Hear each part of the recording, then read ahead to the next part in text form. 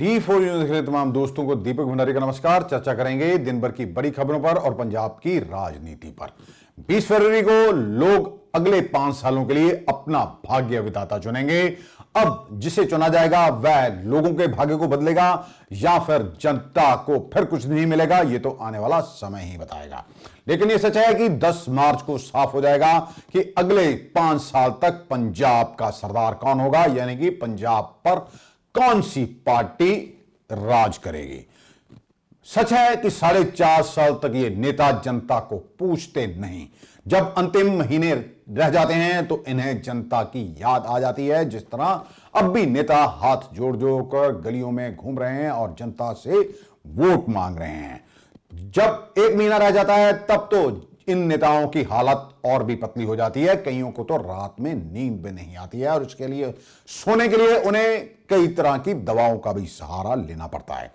अब ये खुद को रंक और जनता को राजा बताकर ये हमदर्दी जता रहे हैं कि असली सेवक वही हैं जनता के, दूसरे तो सब चोर हैं। जबकि सालों से ये लोग राज कर रहे हैं। हम पहले भी ये कह चुके हैं कि नेताओं के पास चुने जाने के बाद, कोई भी पद आ जाने के बाद ऐसी कौन सी जादुई शक्ति आ जाती है कि वह करोड़ों में खेलने लगते हैं। क्योंकि आज तक जितने भी नेता हुए हैं उनमें यदि इक्का दुक्का को छोड़ दिया जाए, बाकी सब के सब करोड़पति या अरबपति कहा जाए तो कुछ गलत नहीं होगा, क्योंकि सारा तंत्र भी नेताओं के लिए ही काम करना लग जाता है। ये दुर्भाग्य है कि जो रिश्वतखोरी है, जो भ्रष्टाचार है, वह टॉप से बॉटम है, यानी कि ऊपरी स्तर से नीचे स्तर तक ये भ्रष्टाचार है। कौन नहीं जानता, 2 मंत्री विधानसभा में कैबिनेट में ही भिड़ गए थे और कहा गया था कि पंजाब में पुलिस की नियुक्तियां 40 लाख 50 लाख रुपए लेकर पुलिस एसएसपी की नियुक्तियां की जाती हैं। हालांकि बाद में बवाल में बचा था, लेकिन कुछ दिन बाद यह मामला ठंडे बस्ते में चला गया। उससे पहले भी कांग्रेस के मौजूदा प्रदेश अध्यक्ष नवजोत सिंह सिद्धू के सलाहकार मोहम्मद मुस्तफा आरोप लगा चुके हैं कि पंजाब में मुख्यमंत्री, उन्होंने कैप्टन अमरिंदर सिंह पर आरोप लगाया था कि 40 लाख रुपए लेकर एसएसपी की नियुक्ति हुई। अब ऐसे में कैसे हम स्वच्छ प्रशासन की उम्मीद इन नेताओं से कर सकते हैं? किसी की बड़ी बड़ी ट्रांसपोर्ट कंपनी है, किसी की डिस्टिलरीज हैं, कोई उद्योग चला रहा है, कोई दूसरा कारोबार कर रहा है। यानी कि जिस तरह ये नेता कहते हैं कि राजनीति अब सेवा का माध्यम नहीं, अब राजनीति धंधा बनकर रह गई है और जनता हमारी अभी भी भोली भाली है, क्योंकि 2 रुपए किलो अनाज और 20 रुपए किलो के दाल में फंसी हुई है। मुफ्त प्रलोभन देकर हमारे हकों, हमारे अधिकारों पर डाका डाला जा रहा है। आमतौर पर नेताओं के पास अपना रोड मैप बताने को कुछ नहीं होता और दूसरी पार्टियों के नेताओं को सब चोर बताते हैं। लेकिन यह सच है कि जब कोई नेता सत्ता में आता है तो फिर जो पहले चोर होता है, जिसने लूटा होता है सारा माल, उससे उस पैसे की भरपाई क्यों नहीं की जाती, या फिर उसने जो माल लूटकर नेता ने या अधिकारियों ने जो संपत्तियां बनाई होती हैं उन्हें जब्त क्यों नहीं किया जाता, इनके ऊपर कोई कार्रवाई क्यों नहीं होती, यह सबसे बड़ा सवाल है। 75 सालों में आम जनता को मिला तो क्या मिला, यह जनता को सोचना होगा, खासकर युवाओं को सोचना होगा। हम बात करेंगे आम आदमी पार्टी की। आम आदमी पार्टी की इस समय अगर बात की जाए तो उन्होंने अपने पैर जमा लिए हैं। इसका मतलब साफ है कि लोग पारंपरिक राजनीति से तंग आ गए हैं। एक बार मेरी बारी और दूसरी बार तुम्हारी बारी, यानी कि इसी तरह का खेल पंजाब में चलता रहा और पंजाब को करोड़ों रुपए, लाखों करोड़ रुपए का कर्जदार कर दिया। हालांकि आम आदमी पार्टी के संयोजक अरविंद केजरीवाल ये बताने की कोशिश तो कर रहे हैं कि आम आदमी पार्टी दूसरी पार्टियों से अलग है, लेकिन इस पर भी एक सवाल जनता के जहन में जरूर है कि 117 विधानसभा सीटों में से आम आदमी पार्टी की ओर से जितनी भी सीटों पर उम्मीदवारों को चुनावी मैदान में उतारा गया है, उनमें से ऐसे काफी सारे उम्मीदवार, काफी सारे चेहरे ऐसे हैं जो दूसरी पार्टियों से आए। यदि वाकई में ये साफ सुथरी सरकार देना चाहते थे तो जिस तरह दिल्ली में हुआ, नए उम्मीदवारों को, नए चेहरों को मैदान में उतारा गया, पंजाब में भी वैसी व्यवस्था क्यों नहीं की गई। हालांकि आम आदमी पार्टी की ओर से यह बता दिया गया है कि उन्होंने जितने नेताओं को टिकट दी है उन पर किन में से कितने मामले दर्ज हैं, कौन कितना अपराधी है और कौन साफ छवि वाला है। पंजाब में आम आदमी पार्टी के नेताओं पर लोग विश्वास इसलिए कर रहे हैं क्योंकि पहले जो नेता राज करते रहे उन्होंने अभी तक क्या किया ये सबके सामने है। हम किसी की बुराई नहीं कर रहे हैं, लेकिन सच्चाई जनता के सामने लाना हमारा फर्ज है। हर बार भ्रष्टाचार होता है, हर बार यह भ्रष्टाचार चुनावी मुद्दा भी बनता है, लेकिन किसी भी सरकार ने यह बताने की चेष्टा कभी नहीं की कि उनके रहते कितने विभागों पर विजिलेंस विभाग की ओर से कितने भ्रष्टाचार के मामले दर्ज किए गए और इनमें से कितनों को सजा मिल पाई या फिर कितनों को छोड़ दिया गया, यानी कि कितने लोग वापस आ गए और जिन्होंने भ्रष्टाचार किया था उन्हें मात्र सस्पेंड करके ही इतिश्री कर ली गई, या फिर जो पैसा उन्होंने सरकारी खजाने को नुकसान पहुंचाया उस पैसे की भरपाई की गई या नहीं की गई। फूड एंड सप्लाई विभाग एक बहुत बड़ी उदाहरण है। करोड़ों रुपए का अनाज ये लोग डकार गए, लेकिन किसी के ऊपर कोई कार्रवाई नहीं हुई। मात्र कुछ समय के लिए इन लोगों को सस्पेंड किया जाता है, बाद में ये फिर आकर उसी काम में लग जाते हैं। हमारी ओर से यह मामला उजागर किया गया था, करोड़ों रुपए का अनाज चट कर लिया गया, लेकिन हुआ कुछ नहीं क्योंकि सभी लोग मिल बांटकर खा रहे हैं। हर एक को अपने हिस्से का पैसा उस तक पहुंच रहा है। हर एक विभाग में भ्रष्टाचार चरम पर है, पैसे के बिना कोई काम नहीं होता। ये हम नहीं कह रहे, ये खुद नेता ही अपने भाषणों में कह रहे हैं। कोई ये कहता है कि तहसील में बिना पैसे के काम नहीं होता, कोई ये कहता है लाइसेंस बनाना हो डीटीओ कार्यालय में तो पैसे के बिना ये बनता नहीं, कोई ये कहता है कि डेथ एंड बर्थ विभाग में सर्टिफिकेट बनाना हो या फिर मैरिज सर्टिफिकेट बनाना हो, सबके लिए रिश्वत चलती है। हर एक चीज का रेट फिक्स कर रखा है, लेकिन आज तक कभी कोई एग्जाम्पल सेट करने की कोशिश क्यों नहीं की गई। मात्र चंद दिनों के लिए किसी को सस्पेंड कर देना या उसको कहीं स्थानांतरित कर देना, यह कोई समाधान नहीं है। क्षेत्र विभाग में भी कई बार कर्मियों पर, अधिकारियों पर दबिश दी गई, लेकिन बाद में उसका नतीजा क्या निकला जनता को पता नहीं। लेकिन क्योंकि यहां पर हर रोज मुद्दा नया है और हमारी जनता की याददाश्त खासी कमजोर है। लोग भूल जाते हैं कि किस तरह से उनको लूटा जा रहा है। प्रलोभन में ना आए, लोग अपने अधिकारों का इस्तेमाल करें और अधिकार से पूछें कि नेताओं ने उनके लिए किया क्या। कौन नहीं जानता कि नियुक्तियां पैसे के बिना नहीं होती, जैसा कि पहले भी आपको बता चुके हैं। कैबिनेट मंत्री आपस में भिड़ गए थे, बड़े बड़े अधिकारी ये कहते हैं कि पैसे लेकर नियुक्तियां होती हैं। तबादले की फाइल तब तक नहीं हिलती जब तक उस पर पैसे रूपी पहिए ना लगे हों। वैसे तो जब सिफारिश करने कोई किसी नेता के पास जाता है तो ये आमतौर पर सुनने को मिलता है कि मंत्री जी तो पैसे नहीं लेते, लेकिन उनका सारा काम एक खासम खास व्यक्ति, कोई रिश्तेदार या उनका दोस्त देखता है। अगर हम मंत्री जी को सीधे काम कहेंगे भी तो भी उन्होंने ये काम उसी रिश्तेदार या दोस्त को कहना है करवाने के लिए, इसलिए उसको खुश करना होगा। यह कड़वी सच्चाई है। तबादलों के मोटे पैसे लिए जाते हैं, ये नेता खुद कह चुके हैं, वरना इतनी देर तक वही अधिकारी बार बार सामने ना आते रहें। सर्वेक्षण करवा लिया जाए और एक एजेंसी से, अगर एजेंसी को काम सौंप दिया जाए, वो सर्वेक्षण करे कि किस किस विभाग में कितना भ्रष्टाचार है, तो ये सारा सबके सामने आ जाएगा। लेकिन नेताओं को यह बात सूट नहीं करती है, इसलिए इस तरह की परेशानी कोई मोल नहीं लेगा, क्योंकि सभी को पता है हम सभी एक ही थैली के चट्टे बट्टे हैं और हम सब मिलकर बांट माल खा रहे हैं। जिसकी जो तबादले के पैसे नहीं देता है उसकी बदली भी नहीं होती, ऐसी चर्चा है, ऐसा सुनने में आया है।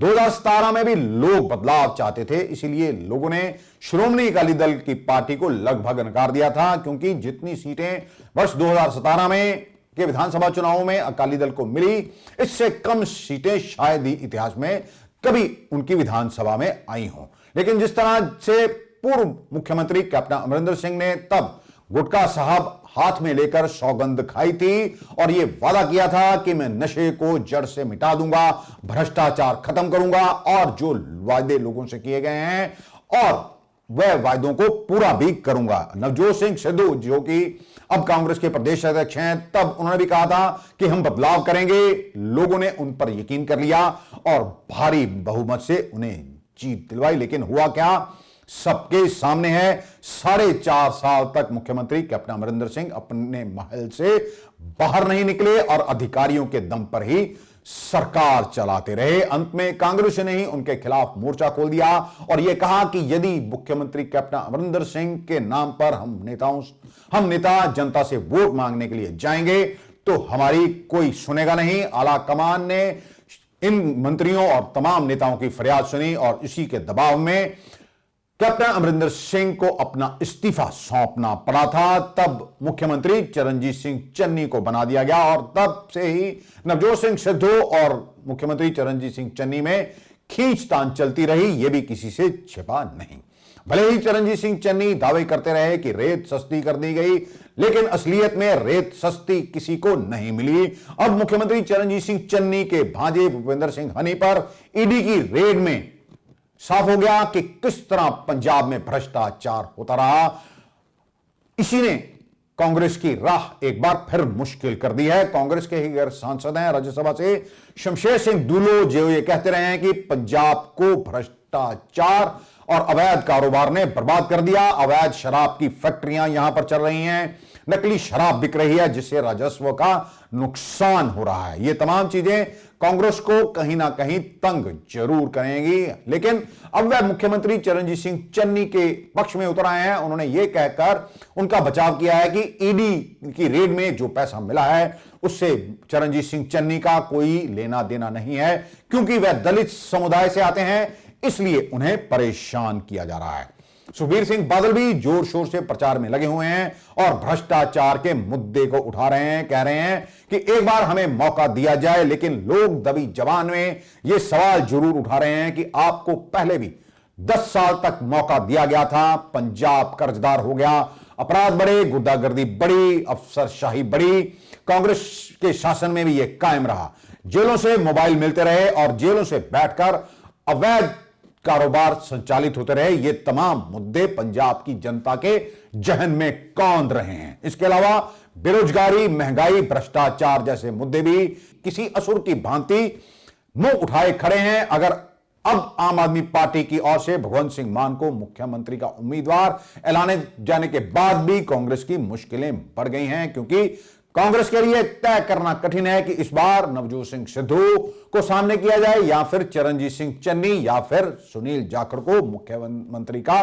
दावेदार बनाया जाए। वैसे तो कांग्रेस आला कमान यह कह रहा है कि हम तीनों के नाम पर चुनाव लड़ेंगे, लेकिन जिस तरह से सुनील जाखड़ ने विधानसभा चुनाव लड़ने से इनकार किया और अपने भतीजे को टिकट दिलवा दी, उससे जाहिर है कि जाखड़ इस दौर से बाहर हो गए हैं, क्योंकि मुख्यमंत्री कैप्टन अमरिंदर सिंह को हटाने के बाद सुनील जाखड़ के साथ जो सलूक किया गया वह किसी से छिपा नहीं है। उनका नाम मुख्यमंत्री पद के लिए सबसे पहले आया था, लेकिन इस पर सहमति नहीं बनी और बाद में मुख्यमंत्री चरणजीत सिंह चन्नी को बना दिया गया।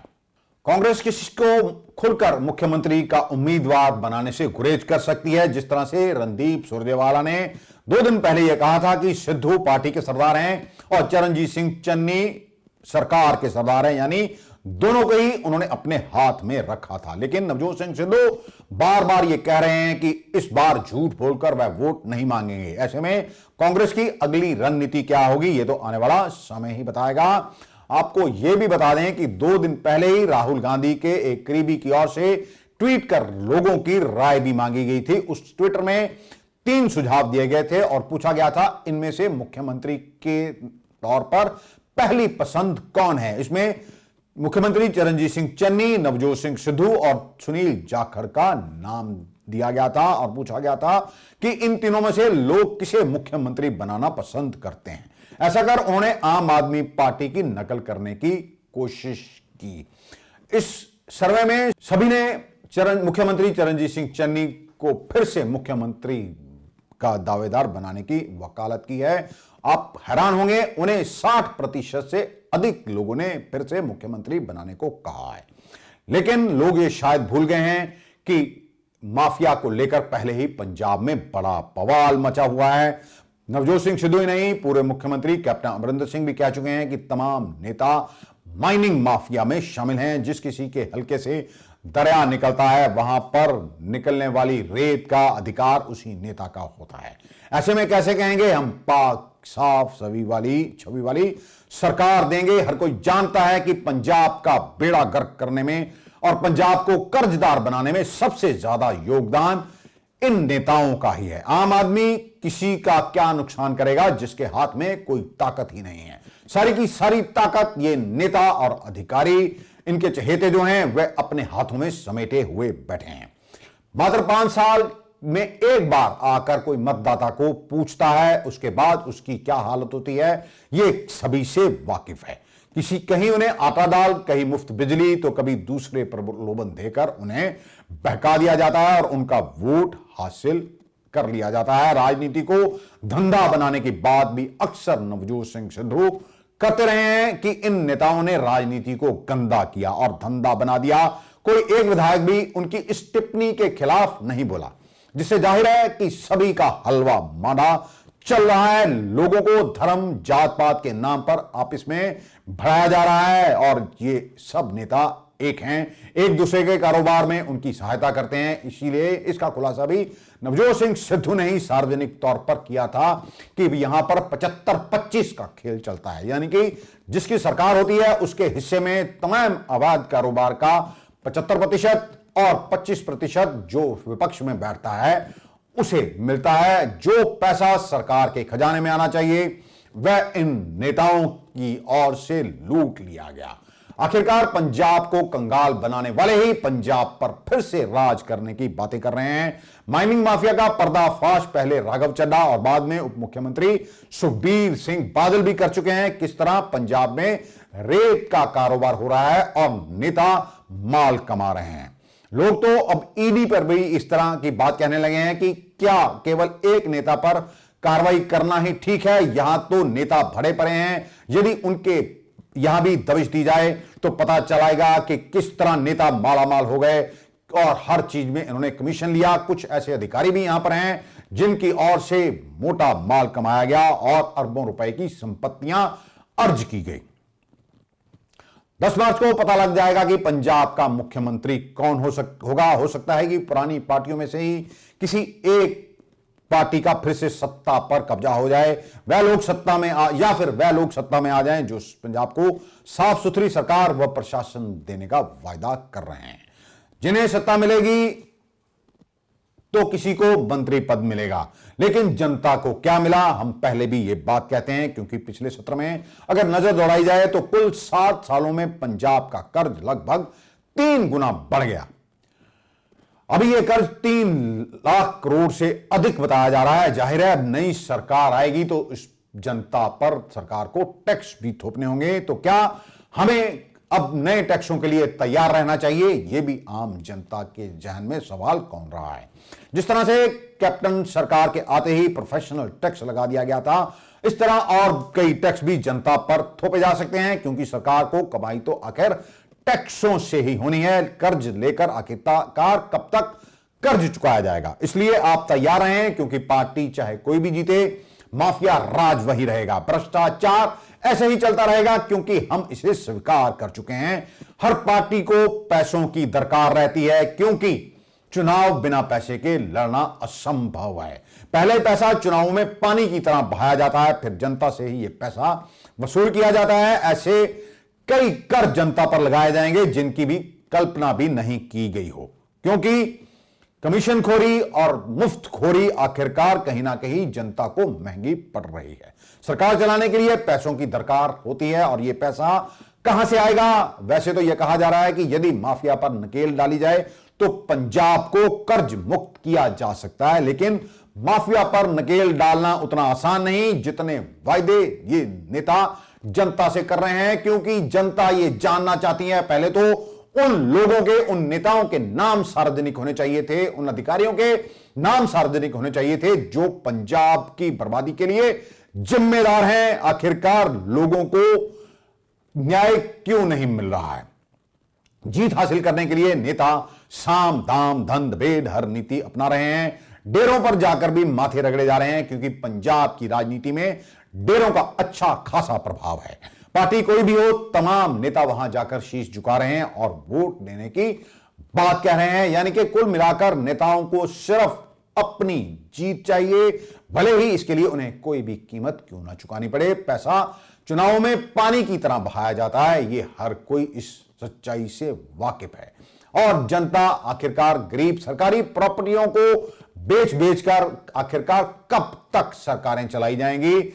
अब समय आ गया है कि लोग सवाल पूछें इन नेताओं से कि आखिरकार हमारे पंजाब की इस दुर्दशा के लिए जिम्मेदार कौन है, क्योंकि आम आदमी तो हर चीज पर टैक्स देता है और उसके हाथ में कोई ताकत नहीं है।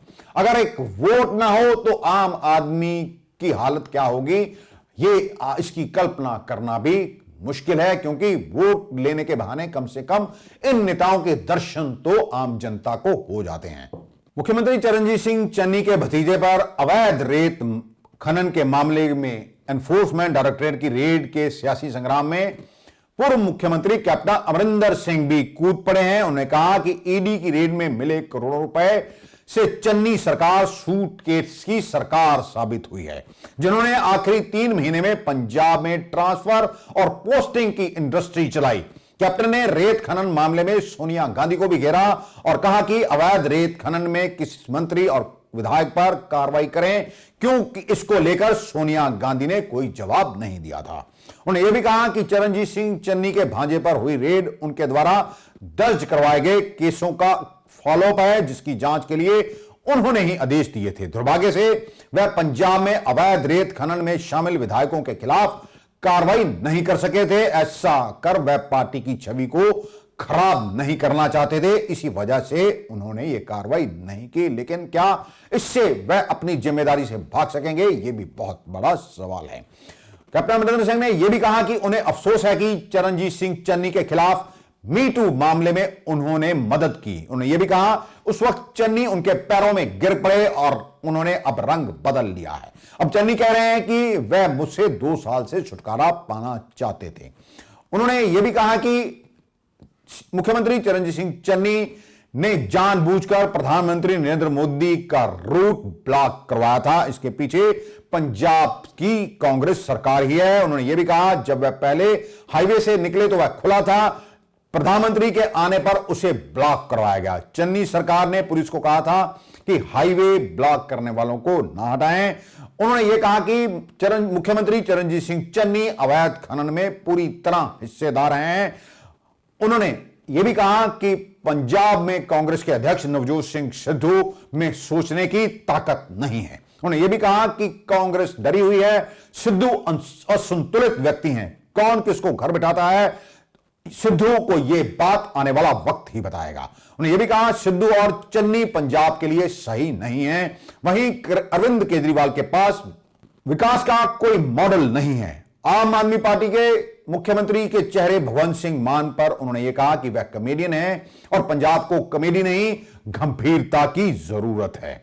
श्रोमणी अकाली दल ने भी मुख्यमंत्री चरणजीत सिंह चन्नी पर गंभीर आरोप लगाए। पत्रकार सम्मेलन में विक्रम सिंह मजीठिया ने यह दावा किया कि चरणजीत सिंह चन्नी के भांजे भूपेंद्र सिंह हनी के 55 करोड़ रुपए का पता लगा है।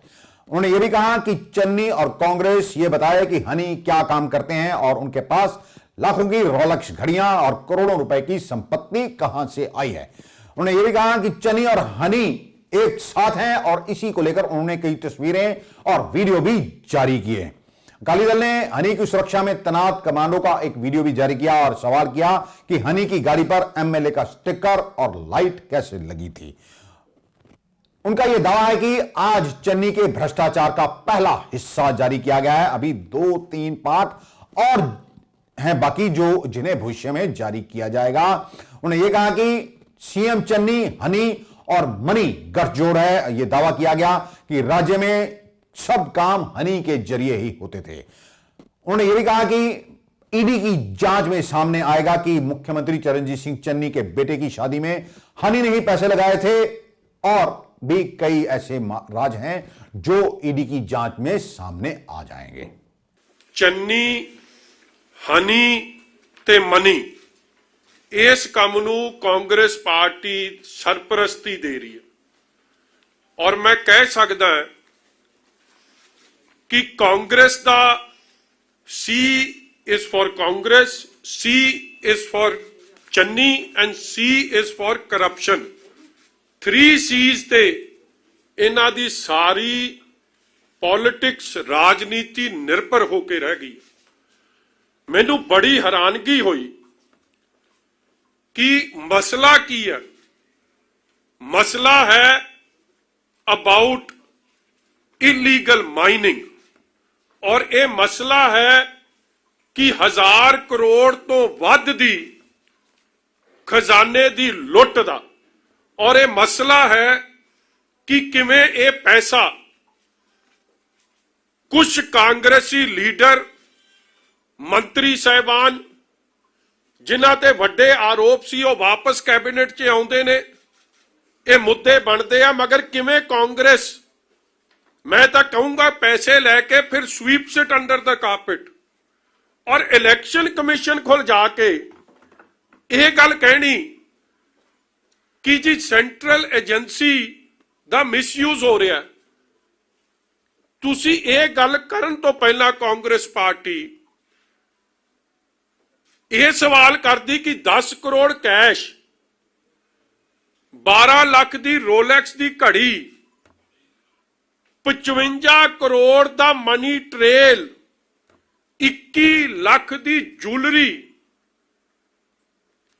भुपिंदर सिंह हनी जिहदी की है ओदी हैसियत की है ओदी औकात की ओदी इंट्रोडक्शन की है कि ओदी ए इंट्रोडक्शन है that he is only and only मुख मंत्री चरणजीत सिंह चन्नी दे साली दा मुंडा होर ओदी कोई इंट्रोडक्शन नहीं। पंजाब कांग्रेस के अध्यक्ष नवजोत सिंह सिद्धू लगातार अपने पंजाब मॉडल को पेश कर रहे हैं। आज भी उन्होंने ऐसी ही कुछ घोषणाएं की। उन्होंने कहा कि यदि पंजाब में कांग्रेस की सरकार सत्ता में आती है तो मोहाली, जालंधर और अमृतसर में स्पेशल इकोनॉमिक जोन बनाया जाएगा। केंद्र सरकार से इसकी मांग की जाएगी। उन्होंने यह भी कहा पंजाब में क्लस्टर बेस्ड डेवलपमेंट होगी जिसमें युवा नौकरी मांगेगा नहीं बल्कि दूसरों को नौकरी देगा। उन्होंने यह भी कहा कि जहां कंपनी या युवा काम करेंगे ऐसी एक क्लस्टर बेस्ड जगह मोहाली में तैयार की जाएगी। एक जगह पर ही एक सारे कारोबार हो सकेंगे। मोहाली को पंजाब का फ्यूचर बनाया जाएगा। यहां भी हैदराबाद और बेंगलोर जैसे आईटी हब और स्टार्टअप्स बनाए जाएंगे। मोहाली को नॉर्थ इंडिया की सिलिकॉन वैली बनाया जाएगा। लुधियाना के लिए उन्होंने कहा कि इलेक्ट्रिक व्हीकल का हब इन्हें बनाया जाएगा। यहां सेमीकंडक्टर बिजनेस होगा, बैटरी इंडस्ट्री लाएंगे, इलेक्ट्रिक स्कूटरी कॉलेज जाने वाली छात्राओं को देंगे, handloom and garment, auto, tools and spare parts policy लेकर आएंगे। लुधियाना को कांग्रेस सरकार नंबर 1 पर खड़ा करेगी। कपूरथला और बटाला की बड़ी इंडस्ट्री थी जो अब खत्म हो गई है, इसे दोबारा खड़ा किया जाएगा। पटियाला में फुलकारी क्लस्टर बनेगा। गोविंदगढ़ में steel industry, automotive related cluster बनाए जाएंगे और ऑटोमेटिव के पार्ट्स यहां पर बनेंगे। जालंधर में मेडिकल टूरिज्म हब बनाया जाएगा। जालंधर में surgical medical equipment sports good cluster बनेगा। यहां के आदमपुर एयरपोर्ट को फिर से खड़ा किया जाएगा। अमृतसर को भी मेडिकल टूरिज्म हब बनाया जाएगा। इसके लिए उन्होंने ये कहा कि वह 19 जगह देख चुके हैं। मलोट मुक्तसर में टेक्सटाइल और फार्म इक्विपमेंट क्लस्टर बनेगा। बठिंडा और मानसा में पेट्रोकेमिकल हब बनेगा। सिद्धू ने यह भी कहा कि पंजाब में 13 एग्रो फूड प्रोसेसिंग पार्क बनेंगे जिसमें पंजाब का यूथ प्रोसेसिंग करेगा। इसमें कोई कॉर्पोरेट कंपनी नहीं होगी, इसमें किसान भी शामिल होंगे। इसके बाद पंजाब का यूथ नौकरी मांगेगा नहीं बल्कि दूसरों को देगा। उन्होंने यह भी कहा कि हर काम के लिए ऑनलाइन मंजूरी मिलेगी, किसी को दूसरी जगह जाने की जरूरत नहीं होगी। उन्होंने यह भी कहा कि यह काम 10 साल पहले हो जाना चाहिए था। अब लगातार नवजोत सिंह सिद्धू जनता से वायदे कर रहे हैं, लेकिन सबसे बड़ी सवाल जो यह है कि क्या इस बार फिर लोग उनकी बातों पर यकीन करते हैं या नहीं, क्योंकि जिस तरह से पिछले 5 सालों में पंजाब बर्बादी की कगार पर गया है, पंजाब को जी भर के लूटा गया है, जितना भ्रष्टाचार बढ़ गया है, जितना अपराध बढ़ गया है, उससे लोग खासे परेशान हैं। इसीलिए पहले तो केवल वो युवा विदेश को जाता था जिसके पास और कोई विकल्प नहीं, लेकिन आज हालत यह है कि कई ऐसे संपन्न परिवार यहां से बाहर सेटल होना चाहते हैं, क्योंकि यहां पर उनका यह कहना है कि अपराध बढ़ता जा रहा है। कई डॉक्टरों को अपराधियों के फोन आ चुके हैं और उनसे फिरौतियां भी मांगी जा चुकी हैं। कई कारोबारियों को भी फिरौतियों के फोन आ चुके हैं। लोग खुद को असुरक्षित महसूस करने लगे हैं। ऐसे में लोग नेताओं की बातों पर यकीन करें या ना करें, लोगों के सामने भी यह बहुत बड़ा सवाल पैदा हो गया है।